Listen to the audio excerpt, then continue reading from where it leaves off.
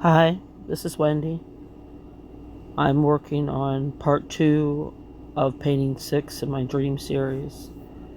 Um, this is also part of a series I'm working on where I'm trying to get myself to paint every day. Um, and I'm working on paintings that are uh, from a dream I had when my husband first got diagnosed with cancer. And I just lost him this past Easter. So I'm just holding on to those memories, and these are just little glimpses of us in our early days and on a walk, and all these images just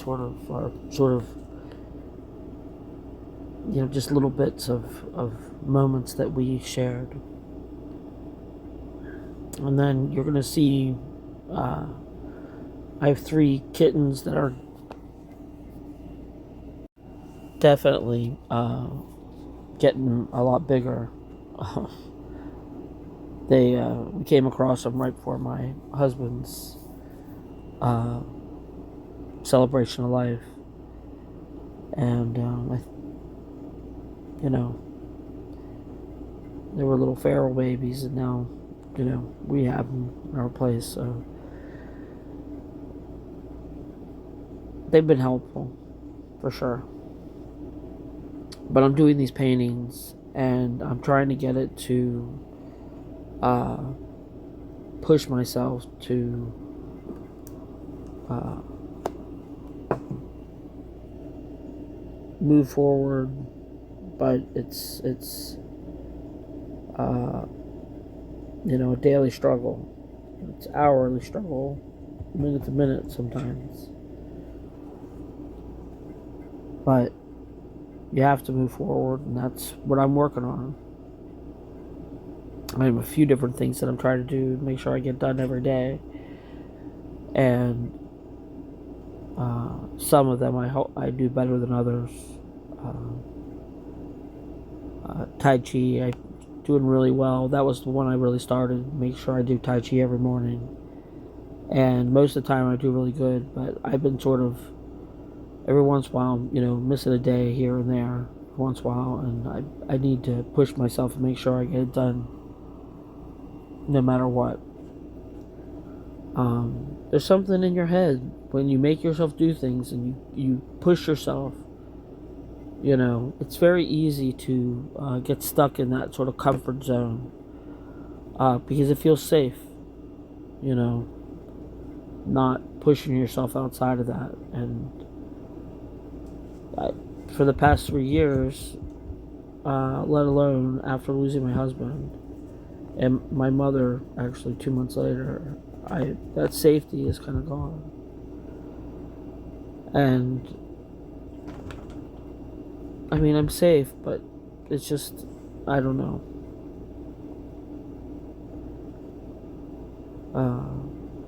Safety's been gone for a while, going through the sickness and stuff like that. So it's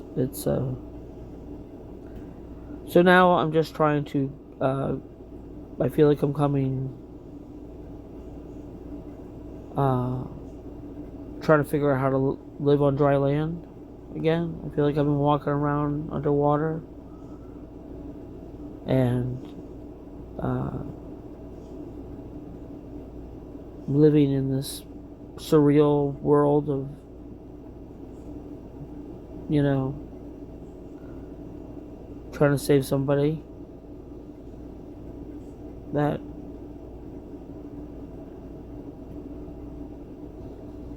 is now gone.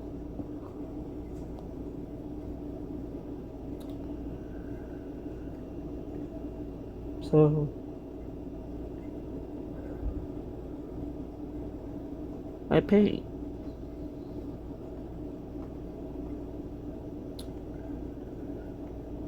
And as long as I'm painting, I know I'm doing something.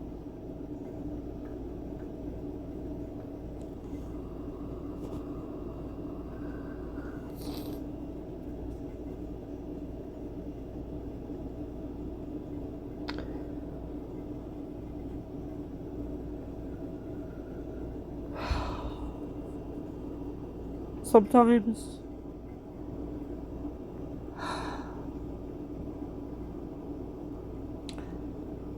Just have to take a deep breath, breathe.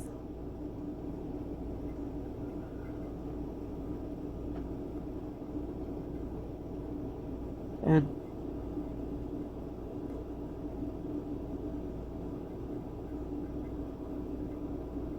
sometimes you gotta take that first step when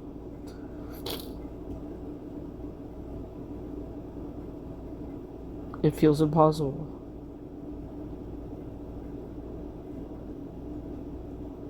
And I'm lecturing myself here. That's what I'm doing.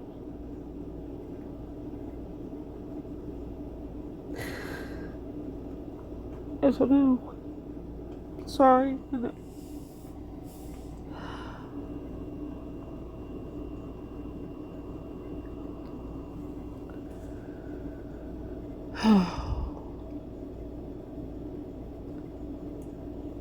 It's like a damn roller coaster. It is. But you can't go through life being a puddle. You have to stand straight and move forward. And do your laundry. Take a shower. Eat your vegetables.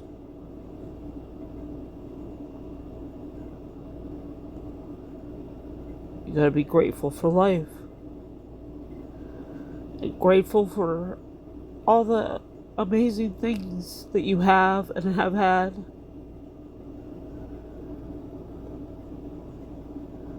Because they're worth being grateful for.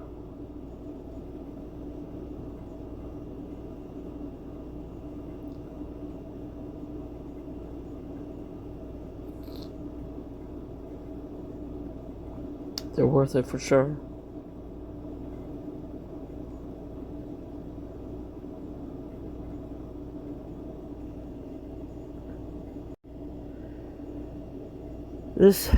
Doing this whole thing is, I don't know, kind of crazy and very exposing. But I think that might be part of it. Because most of the time, I'm walking around and you have to be composed. You know, you go to the store, go out, you see people, you talk to people, and people confront you about your grief all the time. And I act politely about it most of the time. And somehow, in some sort of strange way, I don't know, it's just because it doesn't feel like anybody's listening to me, so I can talk. And when you're out there, you know, I can't go running, screaming down the street like a maniac. Or we don't want to trouble people with, you know, your own crap, because they have their own crap. So you just hold it together, you know, just try to hold it together.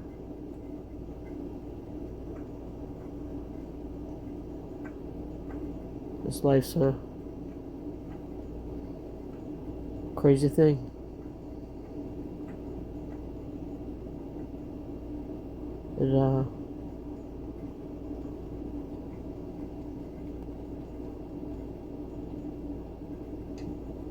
I keep trying to figure out that thing where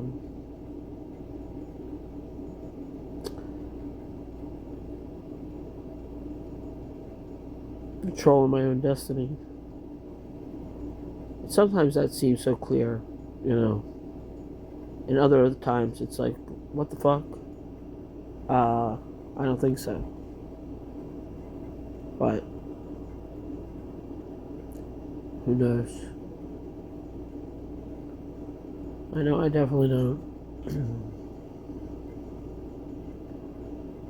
But that doesn't mean that I'm not going to keep searching and moving forward and trying to figure things out, figure out what works for me.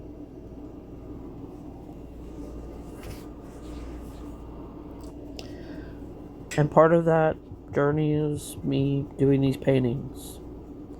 Now, I also do these paintings. If you've gotten this far listening to me sort of rambling on, kudos to you. Thank you. But I do, after they're all done, I will, sort of put all the parts of the picture together, speed it up, do a sort of 10 to 15 minute version rather than these long drawn out ones, and then I will do a short which is really fast, whatever, like a minute 30 seconds at most, and I do that to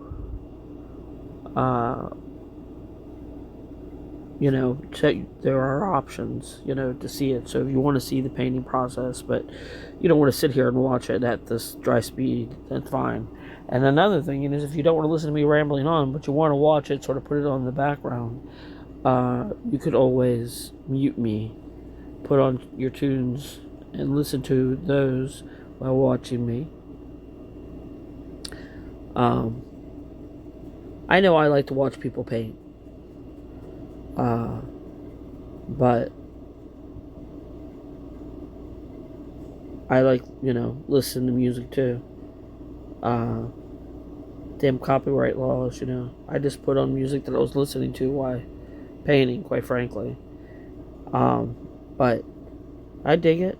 They're artists too. They deserve their money. But and we get to use stuff for shorts, so that's, groovy. But so these bigger ones, whatever. Like I said, it's also this me talking and rambling on is also just therapeutic, strangely enough. And I'm trying to get these done. Like I said, I try to paint daily, and I have been, but I haven't got the videos out each and every day. I was doing pet portraits there for a little bit, and I put a bad video, which actually, in the video, didn't even have the finished dog that I actually did. That one I painted completely over because it was hideous, and I redid it. And the only reason I didn't put that video out there was I was trying to make myself accountable, move forward, get this done. You said you were going to do paint every day and get the stuff out there. And so I did. I put it out there. But it wasn't the same as when I'm doing these. It's a different project. I find doing those commissions kind of stressful because they mean so much to the people. And I don't know what's in their head, right? I don't know where they're coming from. I don't know if they want just standard portrait of their animal, or they want some more stylized, artistic thing. I'm just, trying to read and get the rhythm of people's. That is taxing. It's hard. And people are not clear always what they want, and I just, And so that's part of this journey too, because I've spent a lot of time painting things for other people. And I know I sound sort of like, but I am grateful for anybody who wants to, who has bought my art over the years. It's very flattering. But when it comes to doing commissions for people, again, very grateful. They have paid my bills over the years, and I am extremely grateful. And it's nice to know. I like to think, people have, some of my pieces in their house, and when they walk by them, it makes them happy or whatever, and that's nice. And the same thing with teaching. If I was able to teach someone something that brought them happiness, or when they walk by it, they're proud of themselves for painting something and the job that they did. That makes me happy, warms the cockles of my heart. And I enjoyed teaching. I taught for about 10 years, and I've done a lot of things art related over the years. It's just something that I feel compelled to do. I did a Central Florida Girl Scout art gala for about 10 years too, and it evolved from, uh, being on a smaller scale to, bigger. And really 2020 is what sort of when I stopped that, and then my husband got sick, so I haven't done that in a little while, but it was something I really enjoyed. And sort of reaching out to the community and doing stuff with people is there's a satisfaction to it that I'm not that you get from just doing it, working with people and helping them accomplish something that maybe they want to accomplish it, and that they realize it's something that it's an achievable goal.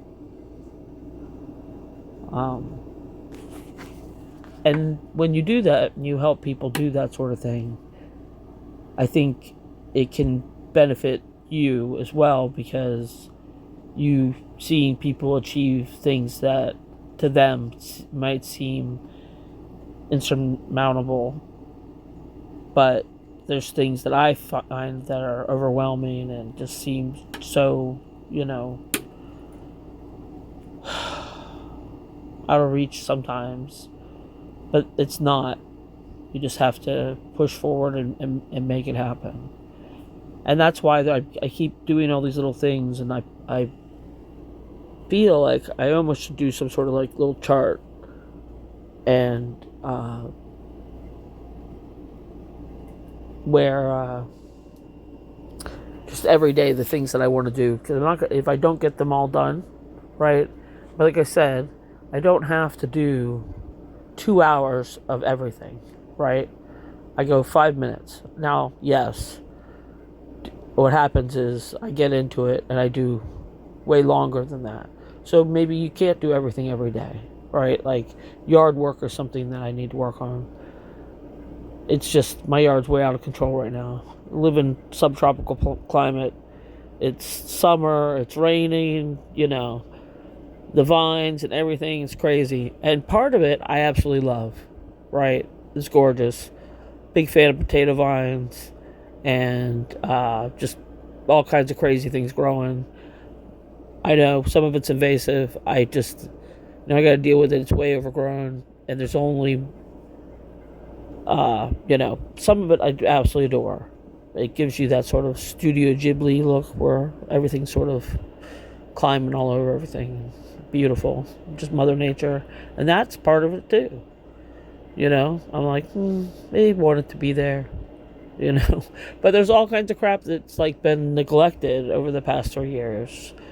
Neglected by my husband and myself, because my husband was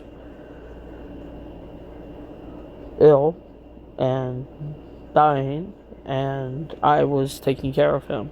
And it wasn't like I completely stopped doing it, but not only that, I was not doing it nearly what I should have been doing or normally would have been doing, okay? Because I do not regret the time that I spent with my husband.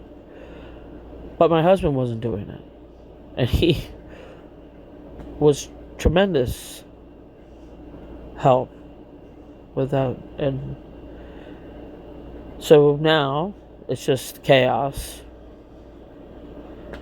and I need to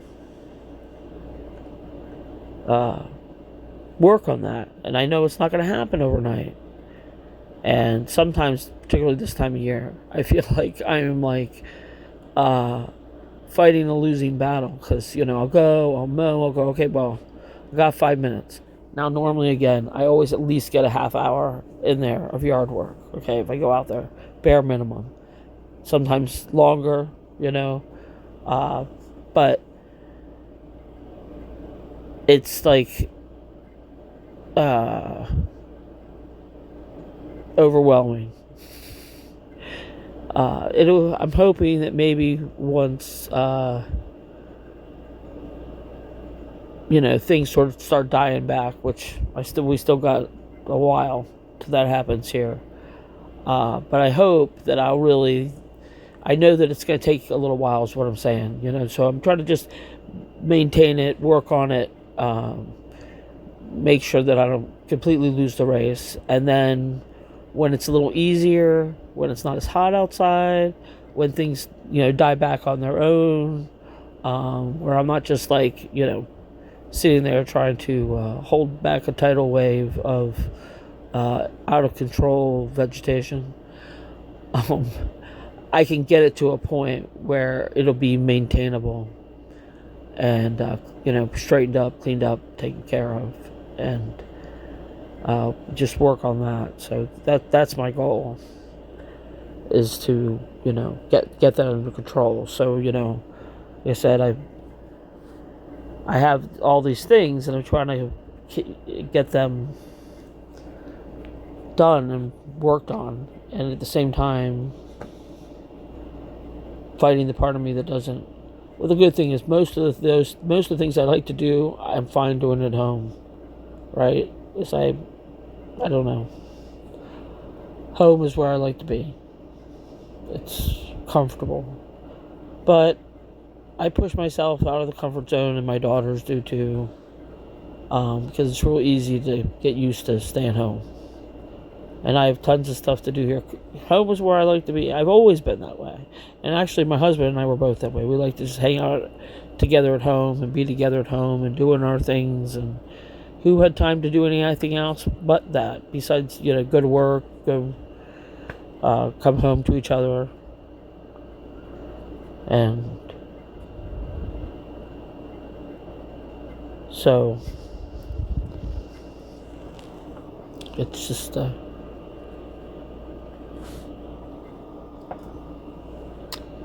one step at a time. But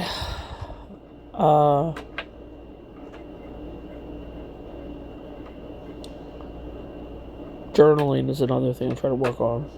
It's supposed to help against dementia, but it's not just that. It's also supposed to be good for mental health. Sort of like even me rambling on here. Although this is public, and journaling does not have to be public. This doesn't have to be public either. I could just record it, but I don't know. I think it's my way of shouting at the world that I'm sad. Even if it's, kind of quiet in the corner of this, tiny channel that hardly any, who's really listening to it. And just, why would you? I gotta be depressing. I'm trying not to be, though. I mean, just in general, in my life. But I don't know. Just make it up as go along. Pushing forward. Hoping for the best. Stopping and smelling those roses.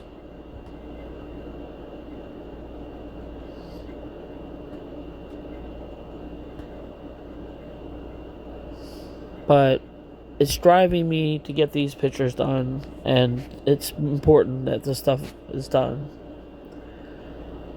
And then it's also making me exercise my hand, which I don't just do, not just painting, but that's important to keep that up, to keep painting. But I also have to do stretches and stuff like that. But after my husband passed, I got in the middle of our dogs going after each other. Grief, man. happens to dogs too, and it was just, we have one older dog that she can be, when things are happening, sometimes she can react, not to people, she wasn't biting me. I was just the idiot that put my hand in the middle of them going after each other. I know better, but I was in my own, out of my mind. And anyway, so my hand got bit up, and it was my right hand. And at first, I wasn't even sure. I was thinking, I so wanted to paint because I had this painting I wanted to do for my husband's memorial, and we were having the memorial a little over 2 months after he passed. And I'm glad we didn't do it sooner, because I lost my mom like 11 days before my husband's service. And so I was like hanging out in hospice with her, stuff like that.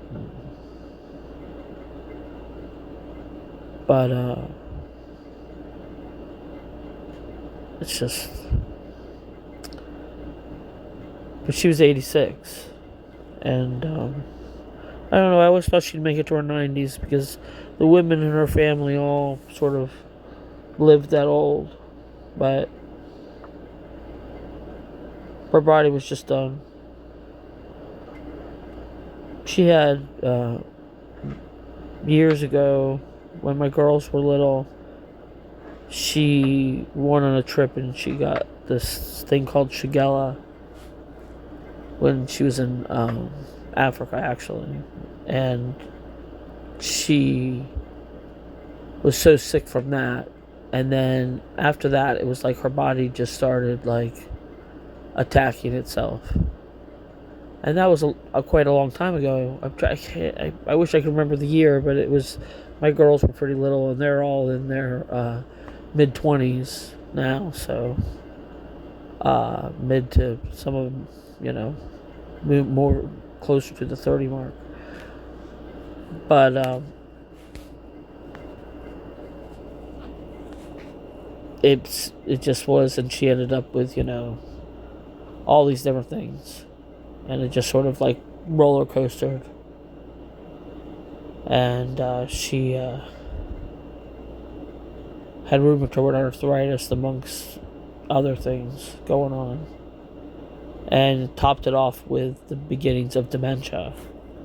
Now, the one lucky thing is that now, when she was in the hospital the last 2 months, the dementia was worse, because even people who don't have dementia can have issues when you're in a hospital situation like that. And the meds and just being at the hospital, they can just fuck with you.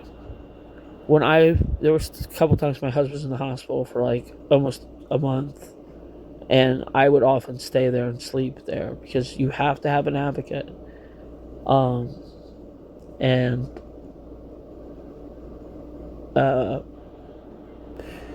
it would mess with me. I'd have to like go outside, like get grounded, just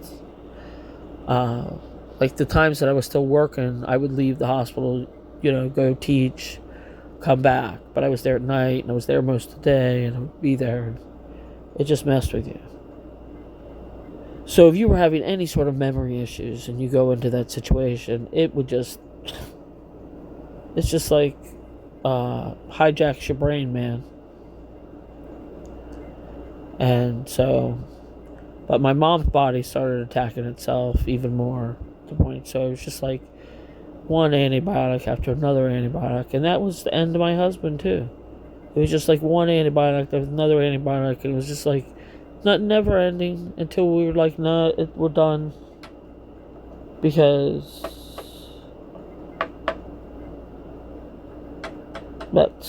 we're done.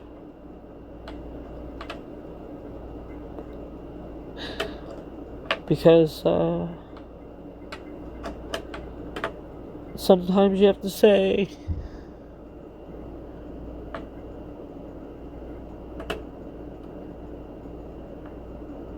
enough.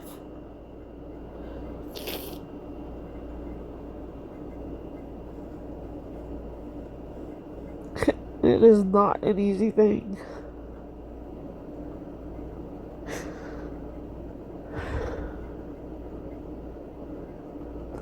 Because you gotta fight, man. Life is precious.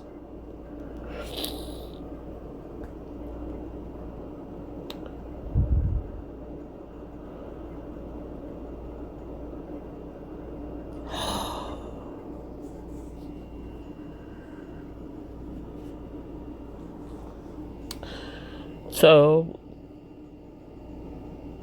you gotta find your own meaning to life and make it happen. And I don't know everything. I just know that my time is limited. And I got shit I gotta do. And one of those is painting a bunch of paintings that have just been in my head forever. And I started with the ones that, with low-hanging fruit, the ones that are just permeating my brain and my thoughts and my dreams and my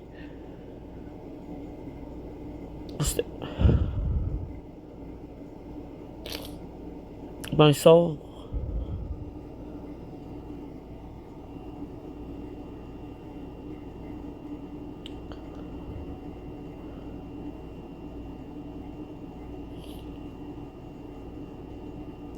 And these cats are extremely helpful here.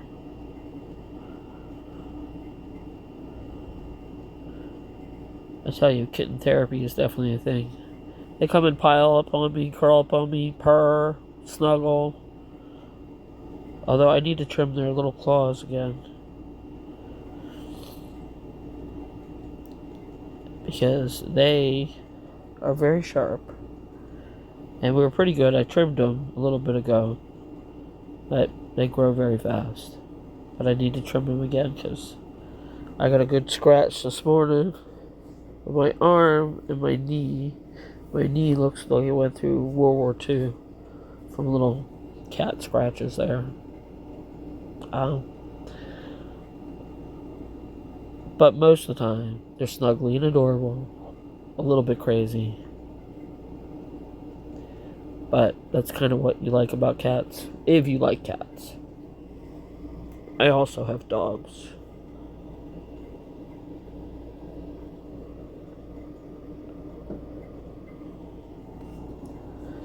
And usually, when I'm painting, on the left side of me, where the palette is, there's usually a dog down there. Laying next to me. It's usually my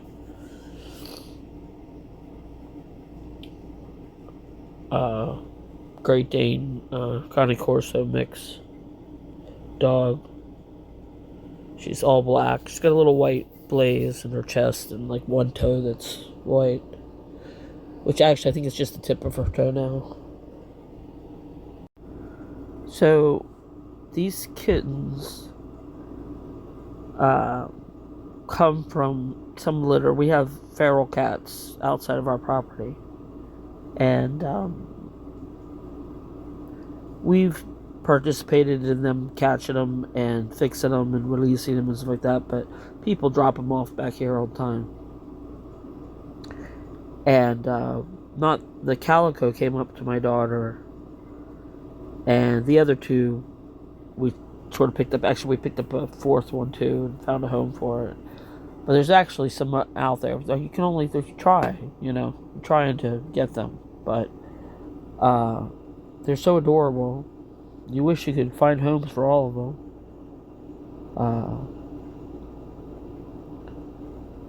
But we do feed them. Because I'm a sucker. And they're cute and they look at me and they want food. But I also feed my cats in a section of my yard where the dogs don't go. Because I don't want the dogs eating the cat food. Or just the dogs messing with the cats. Mainly my old dog. She's persnickety and I'd just rather her, when it comes to food and other animals, that's where she gets kind of iffy. So anyway, most of the time, like I said, she's fine. It's a rarity, but I don't want her going after a cat. So anyway, I have the section of the yard that's sectioned off from so the cats can be. And some of the feral cats know that I feed our cats there, and they come over. And so there's kittens that I believe belong to the same litter as the ones that I have in here. But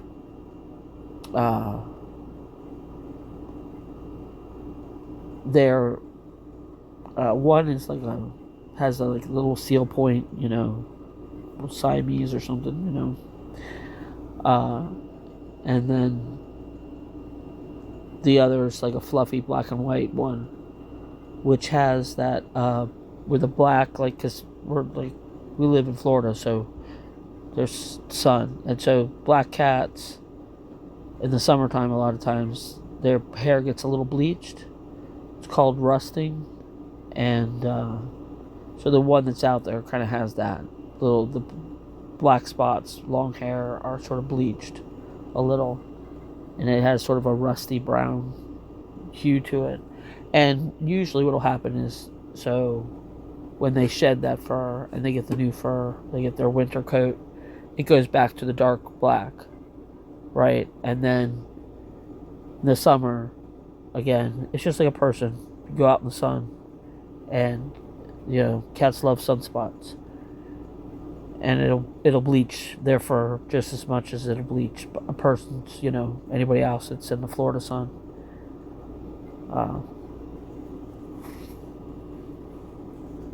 And then there's another one that's just like a short hair, all black kitten back there. But we got so many cats, I can't even. Sometimes I think I recognize a lot of them, and then some of them disappear, and you're like, oh well, I hope nothing bad happened, or or you hope maybe someone picked them up and took them home. We've done that for sure, plenty of times. Picked up homeless cats.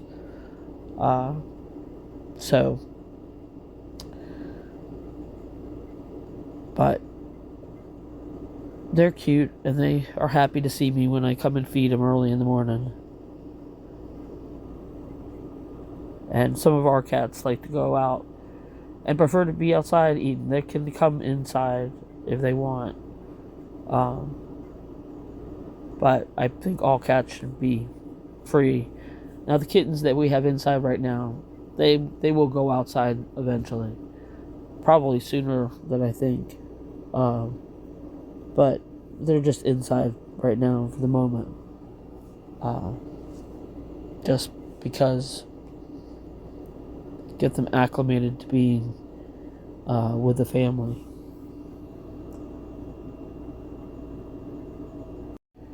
And really getting them acclimated, getting the dogs acclimated to the kittens. So they know the difference between our cats and cats that aren't our cats. So they know that these cats are ours and be nice to them. And they are. So, but if they don't recognize the cat, they're more likely to go after it. I mean, they've never attacked a cat, but they'll chase it, for sure.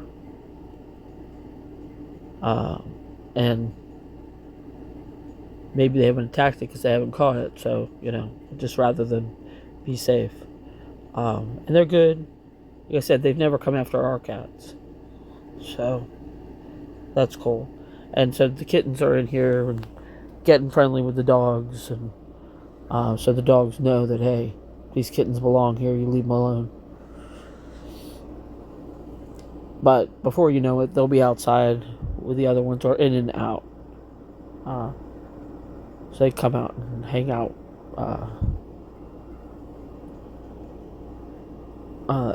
in the house or outside in the yard.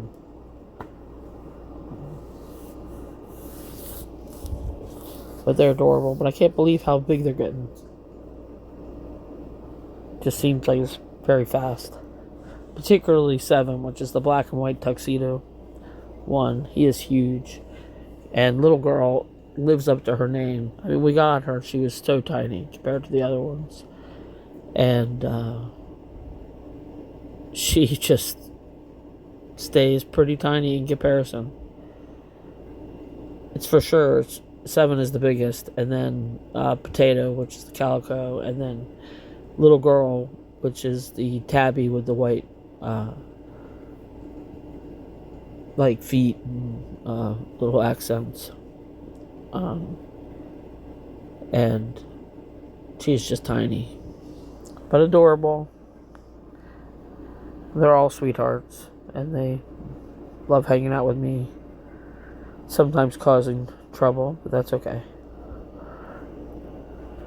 I could handle a little kitten trouble. It evens out in the end. You know, the positives.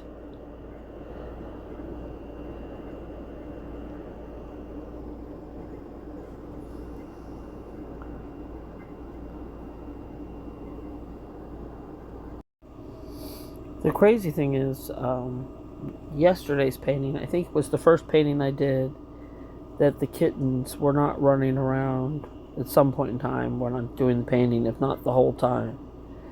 But they're back around in this painting.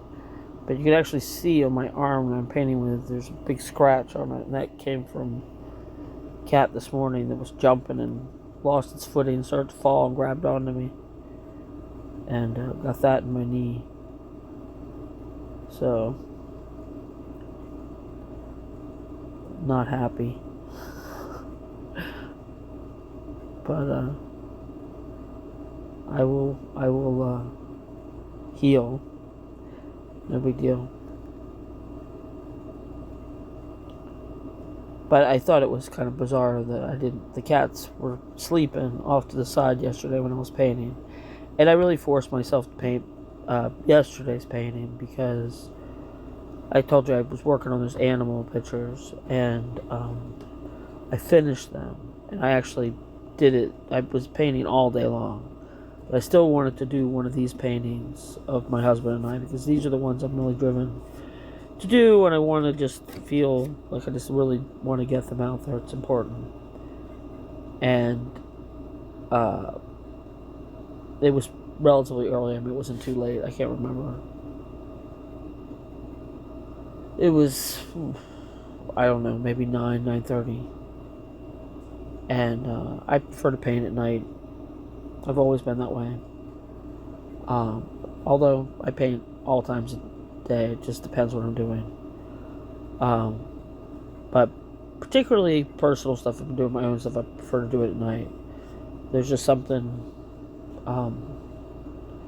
different energy at night. I think it's this part of you that just is, I don't know, opens up.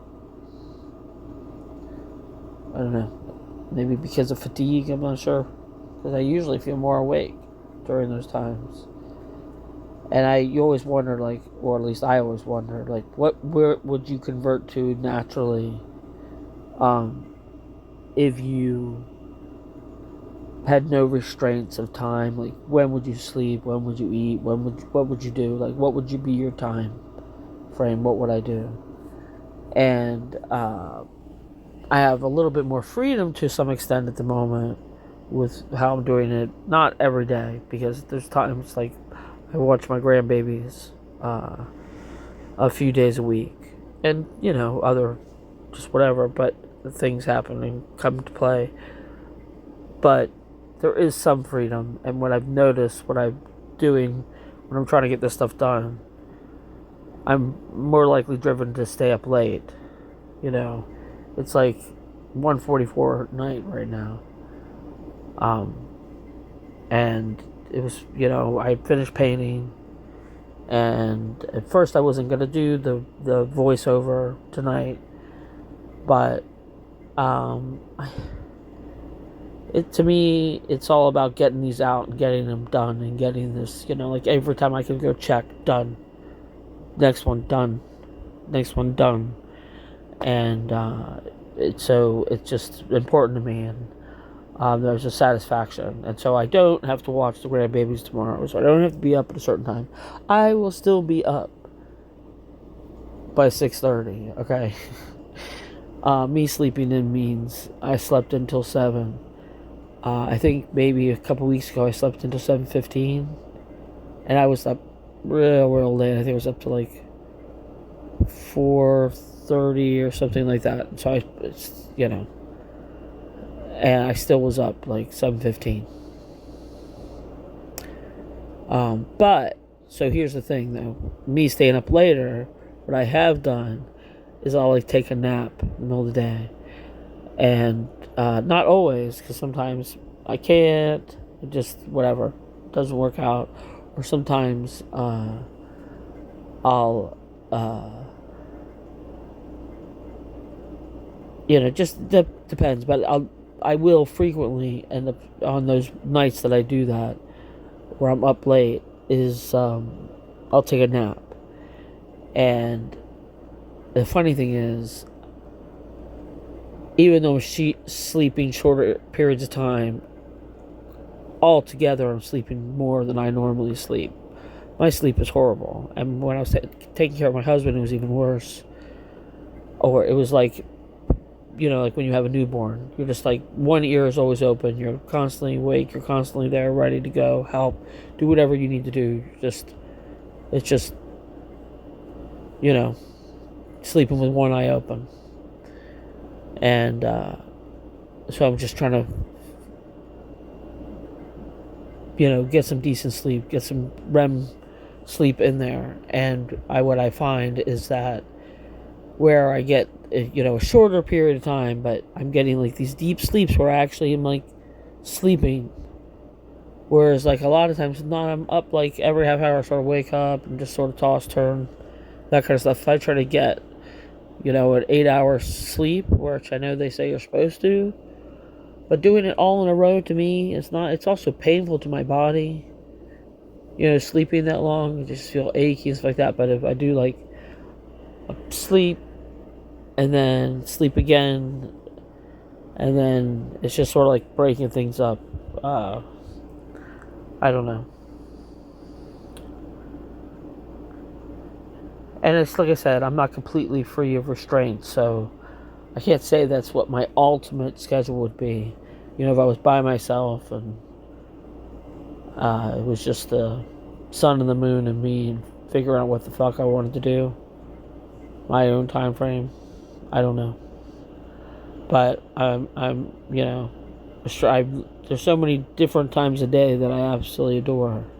Because I like early morning. There's something beautiful about early morning before like the sun comes up, and just watching the sun come up. That's a nice time. And then something about staying up late, again, love it. And then I even like when it gets to like in the middle of the day. Now in the middle of summer it could be a little bit too much, but oddly enough, I like to do Tai Chi, and I prefer to do it outside. But when you do it first thing in the morning, it's just so freaking humid outside. But if you let like that morning sort of dew burn off and you get the nice sun, I actually will take that warm sun even though it's hot, without the humidity, and prefer to do the Tai Chi then than when it's like really humid when you first wake up in the morning. There's just something about it. You just sort of drink in that sunlight. That's probably my favorite. And actually, the day before my husband passed, I remember doing Tai Chi outside, and it was the sun that I went outside to get laundry off the line, and I sort of paused in the sunspot as I was walking back, and I hadn't done Tai Chi that day, and I tried to do it, and I had been doing it inside because I wanted to limit the amount of time I was not within at least earshot of my husband. And so I had started doing Tai Chi inside, but that day I went outside, got the laundry, and it was like an invitation from God to come do Tai Chi outside, right? It was, I don't know. I just felt like someone said, stop,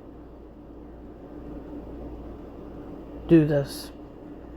And it was just like a 15-minute session, not long. It might have even been shorter than that, but probably about 15. And I went back inside, but that taking that moment made me stronger for that night. And then I woke up, and my husband had taken his last breath.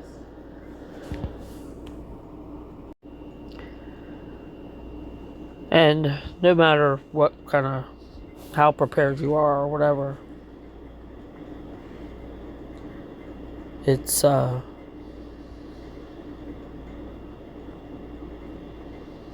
unpreparable for. I don't even know if I just said English there, man.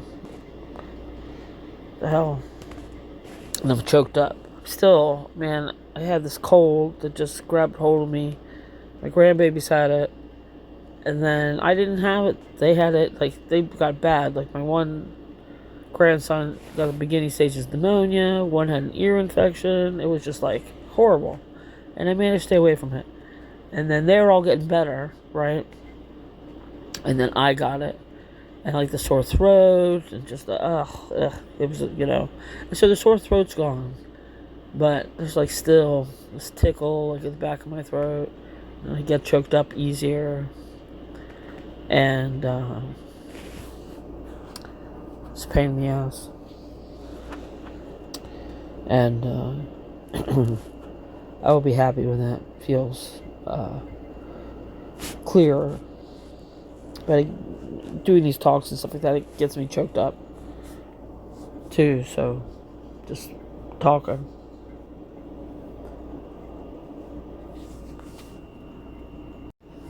So I want to put these,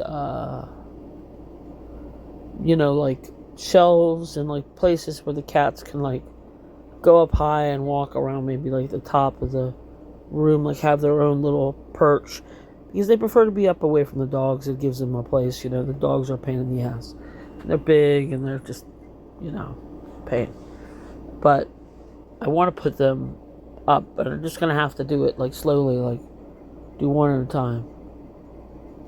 But I have stuff. I have, my husband collected all kinds of stuff, do construction-wise. He was in construction for a long time.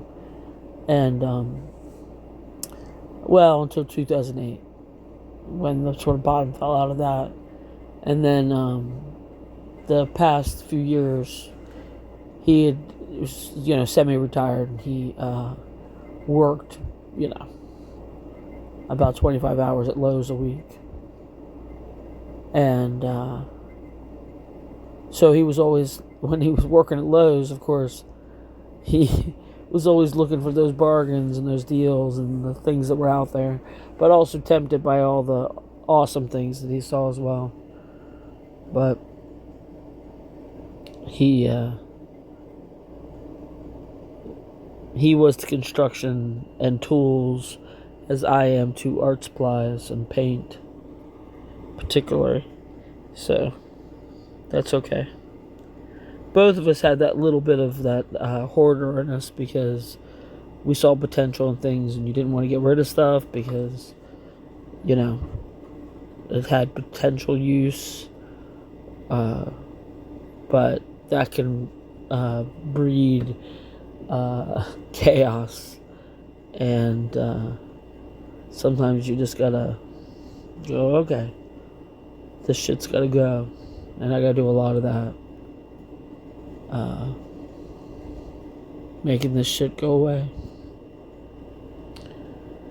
And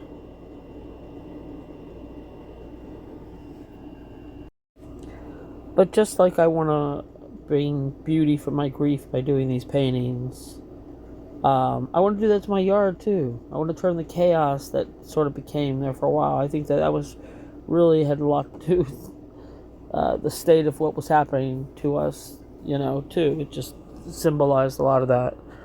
But I want the garden to be a sanctuary. And again, like I said, it's not going to happen overnight, so I have to do the overall maintenance. But I think it's also important to kind of start in one little section to go, okay, this is my meditative space, right? And you just go, okay, this little corner here, it will be my sanctuary to go hang out in the garden. And I think that's important. Because outside, nature and all that, it's very healing. And I want it to be inviting, not like, I don't know, like lions are roaming in my yard because the weeds are so high. Which is where I'm at right at the moment. I have sections that are beaten down and taken care of, but I tell you, that stuff grows so fast. It's like insane.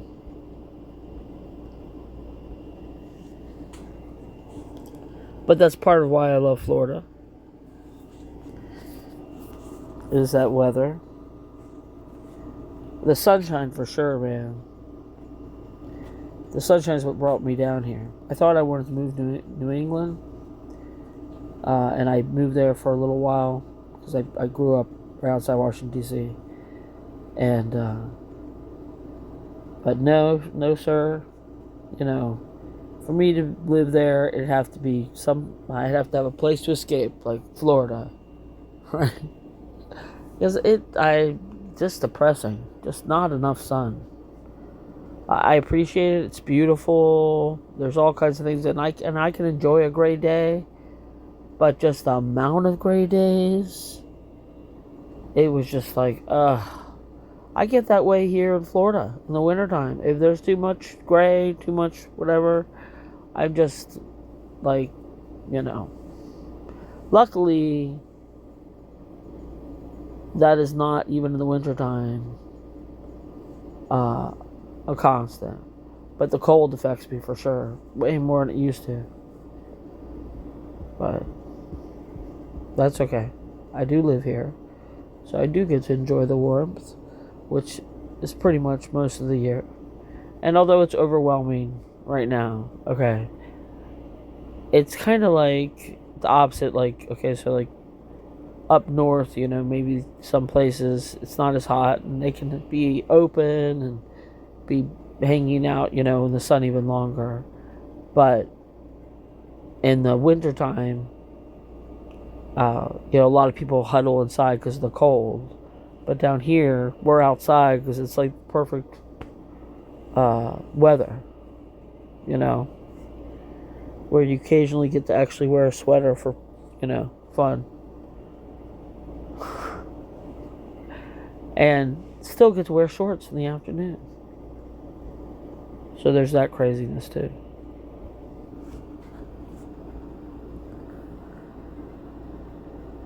Now this is to the painting, just to go back, jump over a page like I do. This painting, which is titled "Caught in the Rain," this is the part 2 of this painting, and it completes it. I finish it at the end of this. So I will, like I said, tomorrow put out the whole thing and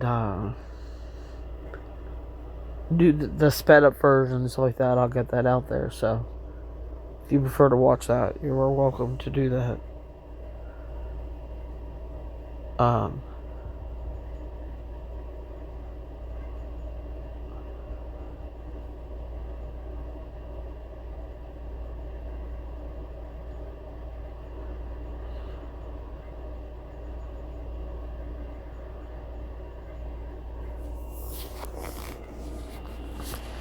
And I have a couple, I'm doing all these sort of smaller paintings right now, and I don't know how many of those I'm going to do before I switch on to other stuff. Because I have this big 4 by 5 foot canvas I want to work on.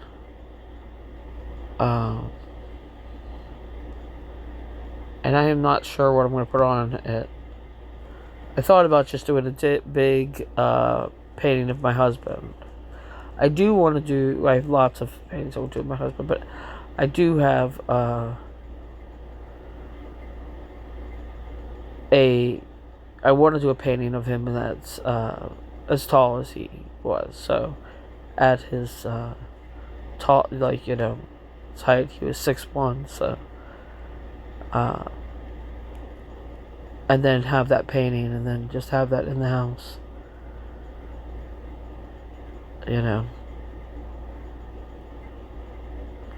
Just have him and his presence be there.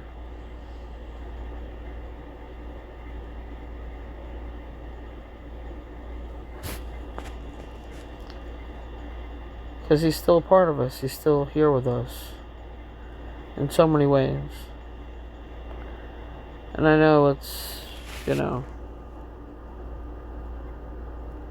not even been, just happened. I still can't. I just, wrap my mind around it.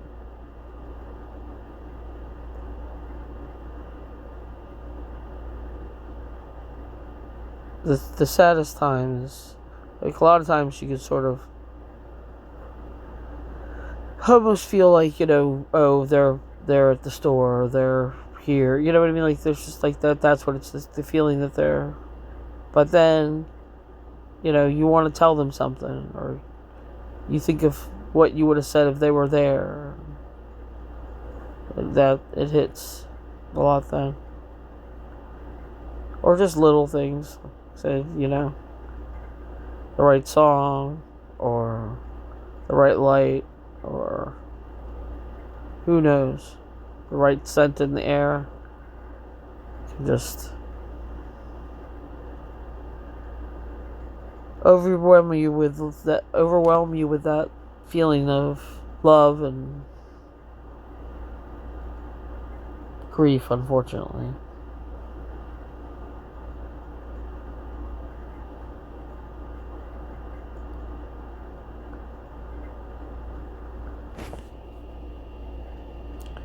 But I was lucky.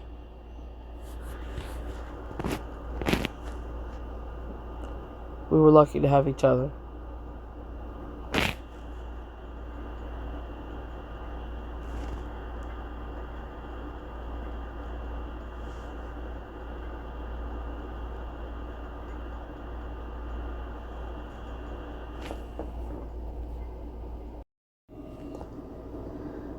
So I'm trying to figure out. We cremated my husband. That he wanted to be cremated.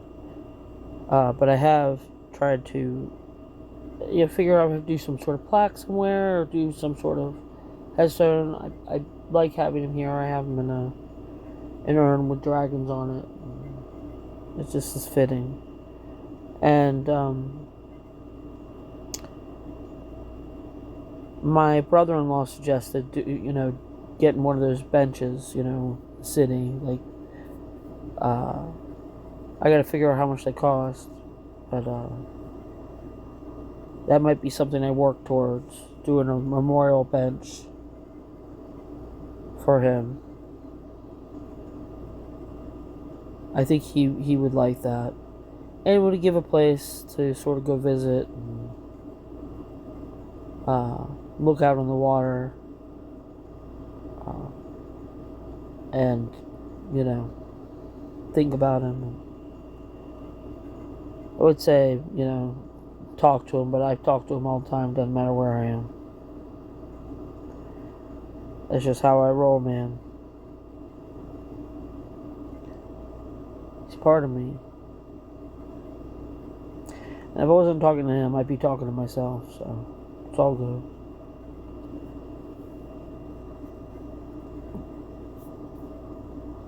And he understood that.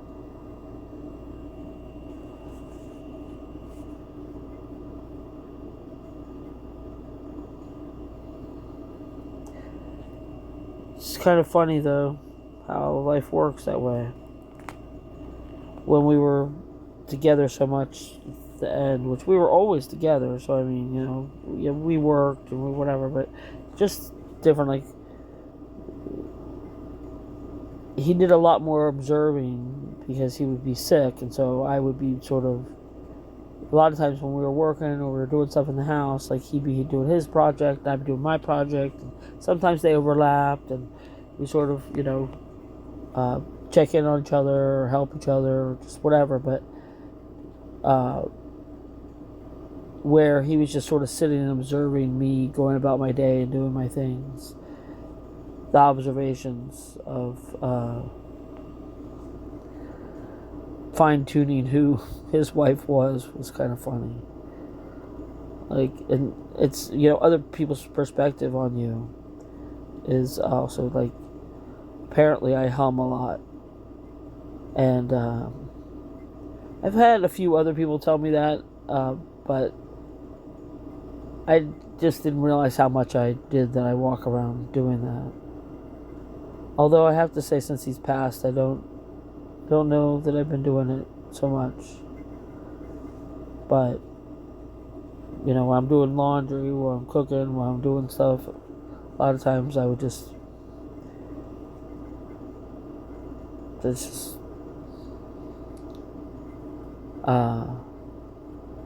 do gardening. I just hum into life, man.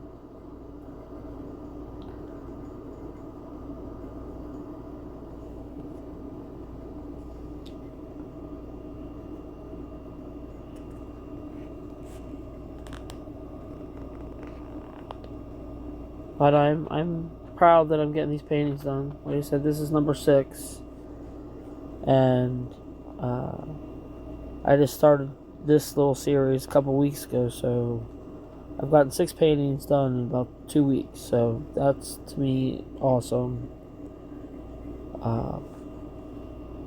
Because if I hadn't started forcing myself to do this, I wouldn't have these 6 paintings. And I would have tons more I want to bring out, but I have 6 paintings that I did not have before.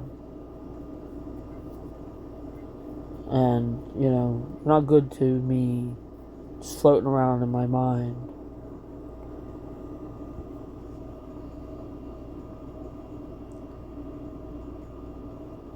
And they make me happy. They make me think about us and smile on,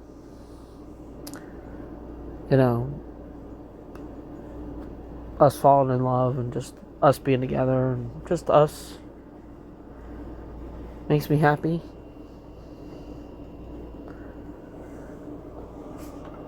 And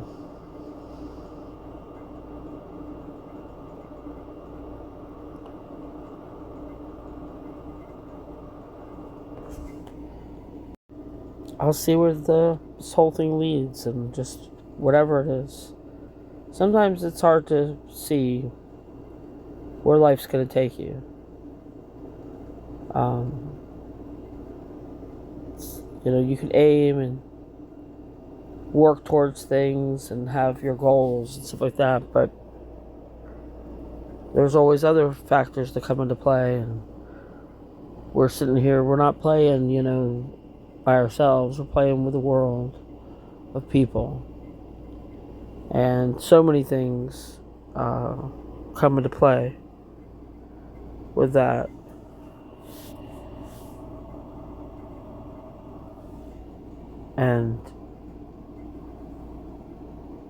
But the only person I can control is me.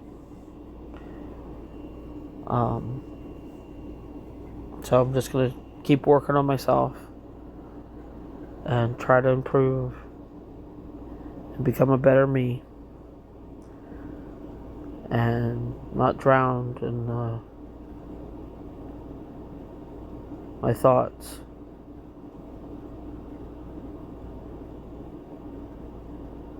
Just try to keep it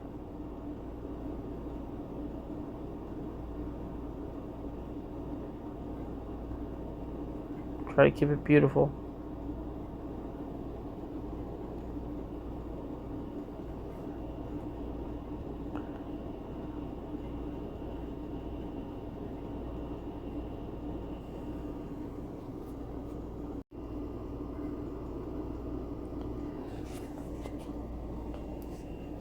So I'm almost here in the last 10 minutes of painting this.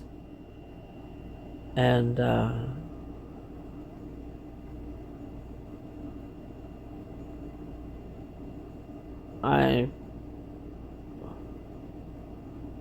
I will do a close-up so you see better. The glare on there, I'm still dealing with lighting issues.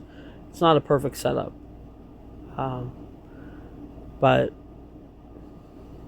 that's okay. It's like I said, a process.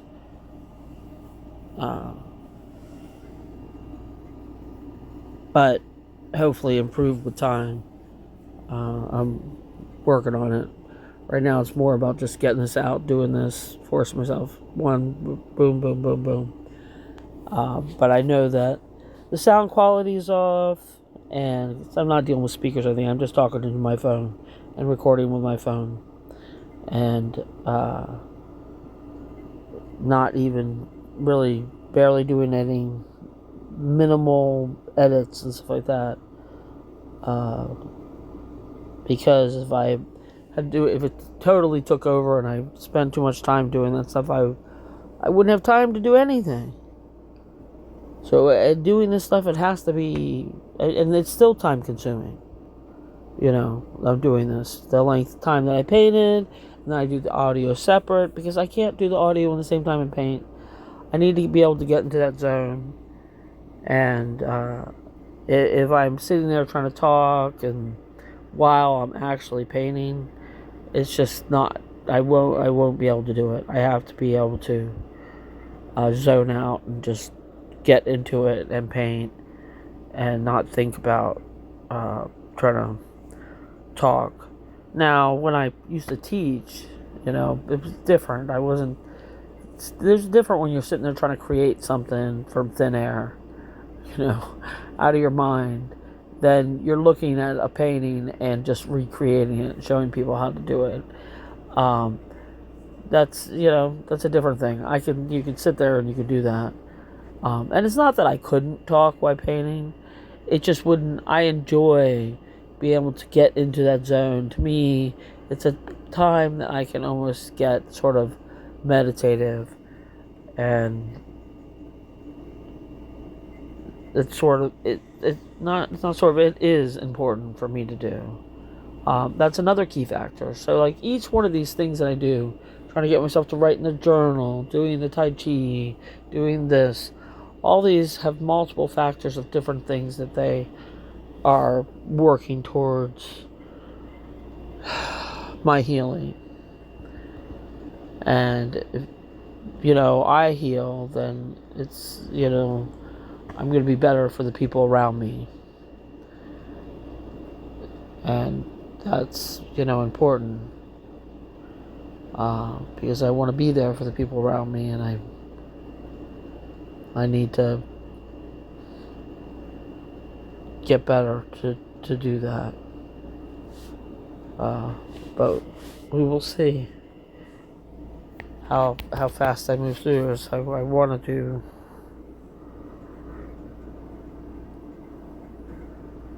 It's always going to be a part of me. So when I say fast I get through this, just I don't know what I mean. So I don't know what the fuck I'm talking about.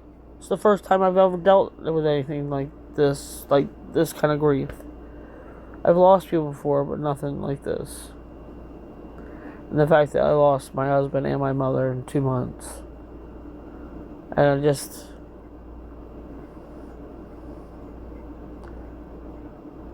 I knew my mom was getting old, and I knew there was potential, but it was like a weird thing. Like, my husband's illness just felt much more like I had to get that time in, like almost like if I didn't get that, then I'll still have time for my mom after my husband passed, and I did, just not as much time as I thought.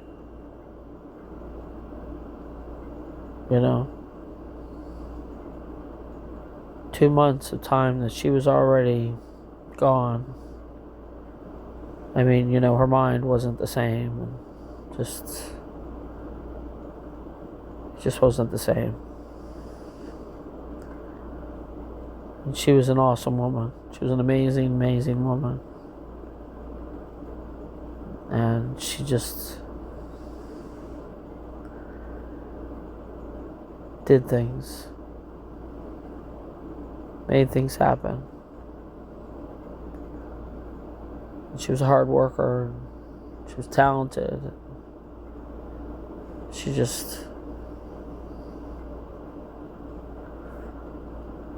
was a spitfire, my mom.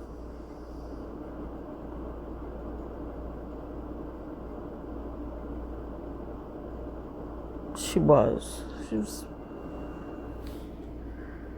beautiful, awesome woman.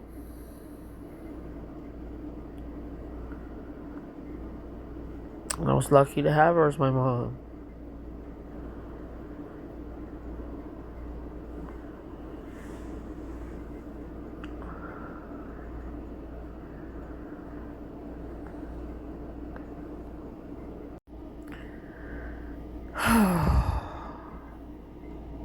Well, if you did make it all the way to the end and you did listen to this, I appreciate it. Hopefully you got something from it. A good laugh at the very least. Um, but I can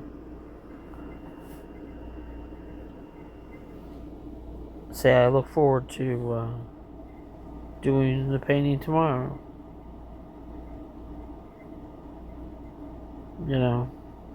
Definitely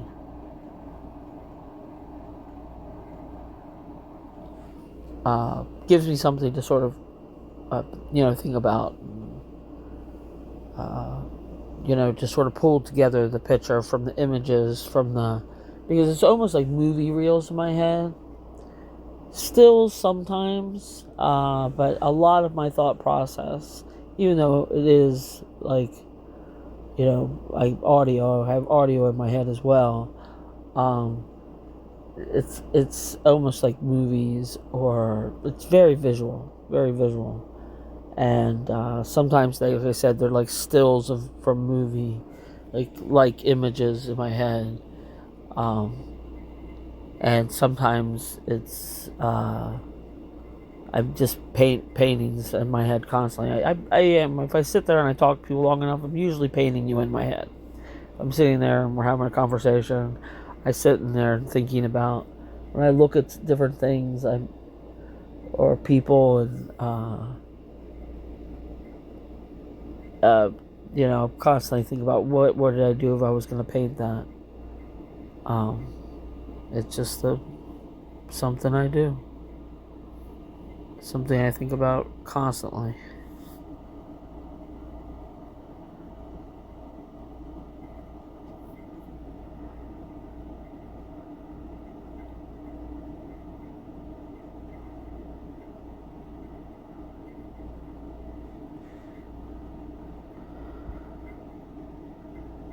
But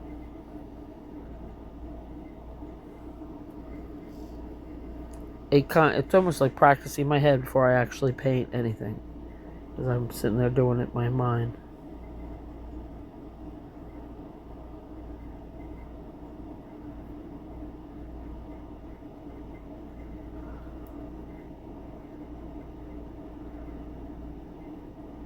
It's always in those little details, man.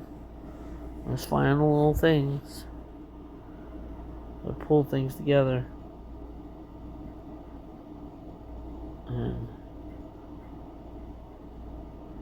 But I hope you have a great day. I hope it's full of blessings, and